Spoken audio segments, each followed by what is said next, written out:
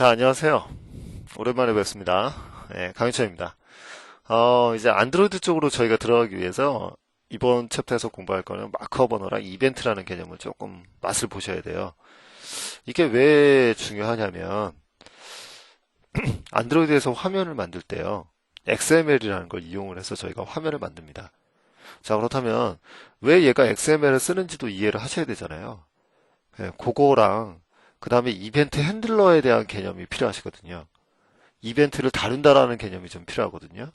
그래서 요거를 같이 좀 설명하기 위해서 지금부터 이제 마크업 언어랑 이벤트 쪽 설명을 드리고 간단하게라도 좀 설명을 드리고 여러분이 안드로이드 코딩 들어가시는 걸로 할게요. 자, 봅시다.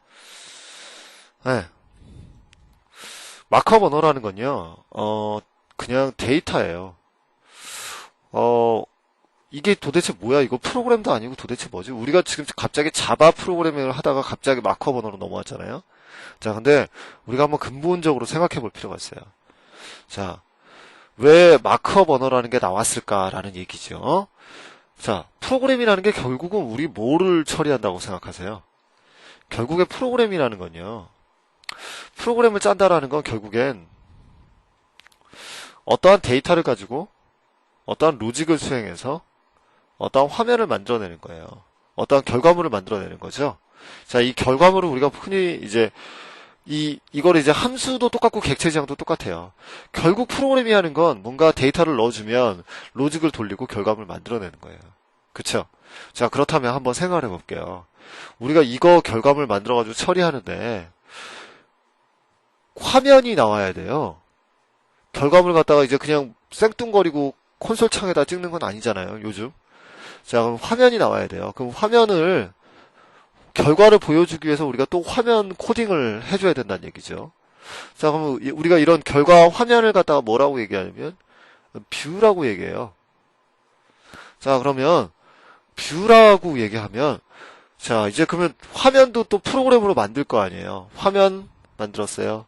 자, 화면을 어떤 회사는 자바로 만들었어요. 어떤 회사는 비주얼 베이직으로 만들었어요. 어떤 회사는 C로 만들었어요. 자, 그러면 이렇게 만들어졌어요. 자, 그 다음에 서버 쪽에 데이터가 있어요. 자, 서버는 자바로 돼 있어요. 자, 이거 밀어줘야 됩니다. 쭉 보내주고 쭉 받아가요. 자, 네트워크 통해서 데이터 받아가야 돼요. 자, 근데, 그러면 비주얼 베이직이나 C로 만들어져 있는 회사는 자바로 밀어주는 데이터를 해석할 수 있을까요? 물론 가능은 하겠죠. 하지만 엄청 힘들 거예요. 그죠?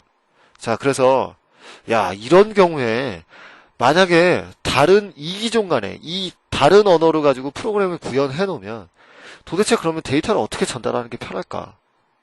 라고 생각해서 사람들이 가장 쉽게 내린 결론은 뭐냐면 문자열이에요. 어쨌든 간에 내가 저렇게 소켓 통신해서 이렇게 데이터 보내주고 받을 때 문자열로만 받으면 다른 언어도 상관없이 문자열만 데이터 분석할 수 있으면 문자열 분석 안 되는 언어가 어디 있어요? 없잖아요. 그럼 이거 다 할 수 있을 거 아니에요. 그죠? 그래서 그러면 프로그램의 독립적으로 언어의 독립적으로 데이터를 문자열로만 표현할 수 있으면 모든 언어가 다 쓸 수 있겠다라고 사람들이 생각을 하기 시작했어요. 무슨 말인지 이해 가시죠? 자, 근데 그러면 이제 데이터를 주고받을 때 뭐가 필요해요? 이게 순서가 맞아야 돼요. 이제 그 다음 문제는 좋아요. 문자열로 합시다. A라는 회사도 문자열로 할게요. B라는 회사도 문자열로 할게요. C라는 회사도 문자열로 할게요. 자, 근데 문제는 뭐냐면, 자, 그러면 이제 데이터가 막 바이트라든가 패킷이라든가 이런 식으로 막 들어올 거예요. 자, 그러면 이거 문자열로 처리하면, 문자열로 들어오면, 이거 도대체 여기 있는 데이터는 뭐고, 여기 있는 데이터는, 이거 데이터가 어디에서부터 어디까지가 무슨 데이터고, 어디에서부터 어디가 무슨 데이터인지 알 수가 없잖아요. 그래서 이런 데이터를 우리가 뭐라고 부르냐면, 이렇게, 데이터를 보낼 때, 앞에다 뭐 줍시다, 중간에다 뭐 줍시다, 뒤에다 뭐 줍시다. 여기서부터 여기까지는 뭘 의미해요? 여기서부터 여기까지는 뭘 의미해요? 여기서부터 여기까지 뭐 의미한다고요? 서로 간에 약속이 필요하죠. A 회사와 서버 회사, B 회사와 서버 회사, C 회사와 서버 회사. 자, 근데 서버 회사 입장에서 어떻게 하고 싶겠어요? 내가 약속을 정할 테니 너희들이 이걸 따라라 얘기하고 가면 더 편하겠죠. 그렇잖아요. 자, 그걸 뭐라고 얘기하죠? 프로토콜이라고 얘기하는 거예요. 프로토콜은 약속이에요. 내가 이렇게 데이터를 보내줄 테니 너 이렇게 받아라. 내가 데이터를 보낼 때는 맨 앞에서 10개의 데이터는 뭐다? 그 다음에 10개의 데이터는 뭐다? 라고 얘기해 주는 게 약속이에요. 이해되셨습니까? 자, 그 프로토콜을 이용해서 데이터를 주고받도록 합니다. 자, 그러면 이제 문자열과 문자열로 주고받자. 그 다음에 데이터의 약속을 정해자. 자, 근데 그 데이터를 문자열로 구성하다 보니까 프로토콜로 잡아주려면 막 이렇게 중간에 뭐가 필요할 것 같아요. 길이에 대한 약속을 할 수도 있고요. 근데 길이가 가변적이려면 이제 뭘 심어주는 수밖에 없냐. 어떤 심벌이요. 심벌. 이 심벌들을 뭐라고 얘기하냐면 토큰이라고 얘기해요. 토큰. 자, 이런 심벌들을 심어줄 수밖에 없거든요. 이 심벌들을 뭐라고 얘기하냐? 토큰이라고 얘기한다고. 자, 그러면 이 토큰에 의해서 분석을 해야 돼요. 자, 그러면 데이터가 복잡할 때는 어떻게 될까? 예를 들어 여러분이 물건 주문을 했어요. 자, 인터넷을 통해서 물건을 주문했다고 칩시다. 자, 아니면 인터넷 없이 프로그램을 통해서 물건을 주문할 수 있다라고, 그런 끔찍한 상상을 한번 해보자고요. 자, 그러면 내가 주문한 데이터를 볼게요. 주문한 데이터가 이렇게 쫙 문자열로 만들어져 있단 말이에요. 자, 그러면 앞에는 뭐가 있겠습니까? 뭐 예를 들어 뭐 내가 아이디가 누가 주문했고요. 그죠? 언제 할 거고요. 막 이런 정보 이렇게 들어가겠죠. 예. 우편번호 뭐고요. 뭐 이렇게 들어가겠죠. 자, 근데 주문 데이터를 보세요. 물건 한꺼번에 여러 개 주문하시잖아요. 그러면 A라는 물건 수량 몇 개, B라는 물건 수량 몇 개. 자, 이게 많아요. 근데 이게 어디까지 있는지 알 수가 없죠. 자, 이 데이터를 이렇게 표현하면 어떨까요? 앞에서부터 이만큼은 회원 정보인데요. 네, 여기서부터 요만큼은 이름이고요. 여기서부터 요만큼은 배송지 주소, 여기서 요만큼은 우편번호, 뭐 이런 거고. 자, 물건 데이터 요렇게 한 번 더 묶어주는 거예요. 물건 데이터는 물건 이름, 수량, 물건 아이디, 수량, 물건 아이디, 수량, 물건 아이디, 수량. 이런 식으로 묶어주는 거예요. 자, 그러면, 요만큼 끊어내면 맨 앞에는 뭐다? 회원 정보. 자, 이게 구조체죠. 이게 객체잖아요. 이건 회원 정보. 이건 뭐다? 이건 이제 주문 정보잖아요. 자, 데이터를 이렇게 묶어서 표현하고 싶은 거죠. 자, 이러려면, 문자열로 쓰려면 수많은 토큰들을 써야 돼요. 그래서, 토큰처럼 데이터를 좀 구조화해서 표현할 수 없을까? 토큰은 데이터를 구조화하기가 좀 불편하니, 이런 거 써주면 어때? 얘기 나온 겁니다. 자, 이런 거 써주면 어때? 자, 보세요. 이게 그냥 정보라니까요. 문자열 정보라니까요. 자, 이거를 일렬로 보면 지금 HTML이라는 문자열 하나예요. 이 안에 보면 다시 문자열이 구조화되어 있어요. 헤더라는 걸로 구성되어 있고 바디라는 걸로 구성되어 있네요. 그럼 또 그 다음에 헤드 안에는 타이틀이라는 정보가 있고 메타라는 정보가 쫙 들어있네요. 바디 안에다 또 태그들 만들어 놓는 거예요. 자, 그러면 이 문자열 하나가 이미 뭘 가지고 있어요? 그쵸, 구조, 체계가 있는 깊이, 트리처럼 막 펼쳐지는 이런 구조를 가지게 되거든요. 자, 이런 구조를 우리 마크업 언어의 특징이라고 불러요. 트리 구조 형태로 막 벌어질 수 있어요. 그러니까 이걸 그림으로 표현하자면,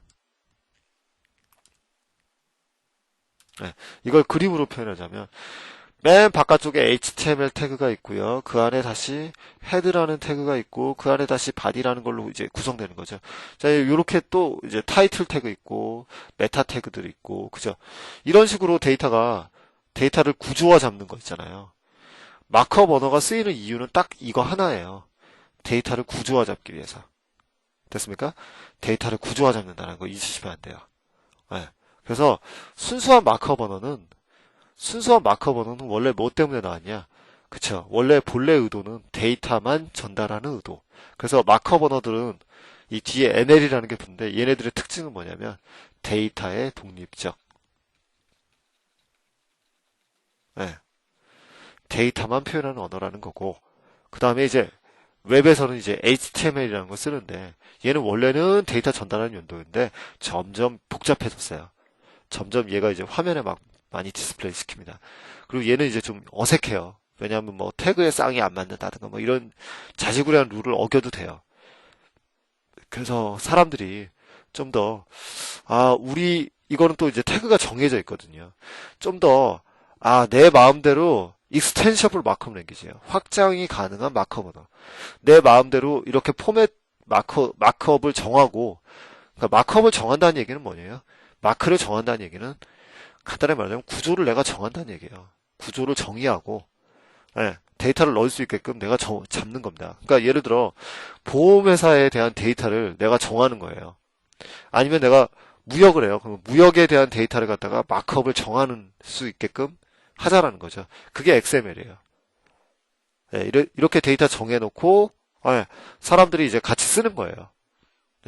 그게 XML 언어의 시초입니다. 자, 그러면 왜 우리가 자바 공부하는데 왜 마크업 언어를 알아야 되는가? 간단하거든요. 생각해 보실래요? 그 프로그램을 가지고는 데이터 로직을 해석하려고 하는 거지. 실제로 이거 화면에다 뭔가 디스플레이 하려고 그 프로그램을 짰다는 건 아니란 말이에요. 원래는. 물론 이제 윈도우 쪽이 이제 아직도 그런 게 많이 있죠. 자바도 있습니다. AWT라든가 스윙이라는 거 이용해서 그렇게 하긴 하는데 요즘 트렌드는 왜 화면을 표현하는데 왜 우리가 프로그램을 짜야 되지? 자, 화면을 이거 생각하는 거예요. 옛날에는 화면을 표현하려면 다 여러분이 프로그램을 짜요. 그래서 요거 헬로 월드 찍는 것처럼 프로그램을 짜서 화면 하나를 만들었어요. 자, 그랬더니 데이터가 들어올 때마다 화면을 다 코딩을 해줘야 되네요. 와, 이거 되게 짜증나네요. 이렇게 안 하고요. 화면을 해석하는 데이터를 읽어서 해석해서 화면을 보여주는 애 하나만 있으면 내가 데이터만 던지면 될 거 아니에요. 그죠? 여러분한테도 이미 있잖아요. 웹 브라우저. 서버에서 뭘 밀어줘요? 여기를 보세요. 예를 들어 지금 다음 페이지거든요. 자, 서버에서 뭘 밀어줄 거예요? 서버에서 데이터를 밀어준다고요. 서버에서 이런 데이터를 막 밀어줘요. 자, 이게 지금 다음 서버에서는요. 이 데이터만 밀어주는 거예요. 이 데이터만 밀어주면 브라우저가 이 데이터를 해석해서 뿌려주는 거예요. 좋죠? 그러니까 우리가 이 안에 사실은 윈도우에다가 화면에다가 뭐 하나를 디스플레이 하는 일이 쉬운 게 아니거든요. 굉장히 복잡해요. 근데 이게 이런 언어가 이런 해석기가 있으니 뭐만 합시다. 데이터만 던져주세요. 그럼 얘가 알아서 화면에 뿌려줄 거예요. 와, 편리해졌죠. 그래서 이런 애들이 이제 가장 대표적인 게 오피스 프로그램도 마찬가지예요. 여러분이 착각하시는 게 뭐냐면 MS 워드 문서 있잖아요. MS 워드 문서는 일종의 압축 파일이에요. 무슨 얘기냐면 MS 워드 문서를 갖다가 사람들이 보내잖아요. MS 워드 문서를 친구가 보내죠. 그럼 그때 그 안에다가 이미지를 막 집어넣으시잖아요. 그러면 여러분이 이미지 따로 보내는 거 아니죠. 그냥 워드 문서 하나만 보내면 그 안에 이미지가 녹아있는 거죠. 자, 그러니까 같이 묶어서 보내는 거란 말이에요. 그러면 MS 워드 프로그램이라든가 한글 오피스 프로그램 같은 건 뭐예요? 이 데이터를 읽어서 해석하는 해석기라는 거예요. 그쵸? 자, 근데 워드 문서는 워드 문서를 해석하는 녀석들만 쓸 수 있겠죠. 근데 HTML은 이제 뭐예요? 문자열이죠. XML은 문자열이거든요. 그러면 어떠한 프로그램이든 이 문자열만 해석할 수 있다면 XML을 표현할 수 있고 HTML을 표현할 수 있다는 얘기가 되는 거예요. 자, 그래서 이제는 화면을 나오는 프로그램은 화면을 처리하는 녀석이 있고요. 다시요. 이제 화면 쪽 프로그램은요. 화면을 전담하는 어떠한 존재가 있다는 거예요. 해석기가 있고요. 그 다음에 이제 데이터를 밀어주고요. 그 다음에, 이쪽에서 이제 서버에서 데이터를 밀어준다거나 다른 곳에서 데이터를 밀어주는데 이건 문자열로 밀어준다고요. 근데 뭐로 보통 밀어준다고요? 마크업 언어. XML이라든가 HTML이라든가 이런 마크업 언어로 밀어주면 얘가 이 데이터를 막 해석을 해서 화면에 디스플레이 시켜주는 거예요. 안드로이드도 이래요. 안드로이드 기계에다가 우리가 데이터를 던져주면 얘가 이걸 해석을 해서 열어주는 거예요. 됐습니까? 자, 근데 여기 문제가 하나 있네요. 자, 얘네들은 뭐에 대해 독립적이라고요? 데이터에 대해서. 그렇다면 로직은 어떻게 처리할 거예요? 그쵸? 데이터에 대해서 처리된다면 로직은 도대체 어떻게 처리할 거냐? 자, 이게 과제로 남습니다. 그래서 사람들이 생각해낸 방식이 하나가 뭐냐면 이벤트라는 방식이에요. 자, 이벤트에 대해서 잠시 후에 설명을 드리도록 하겠습니다.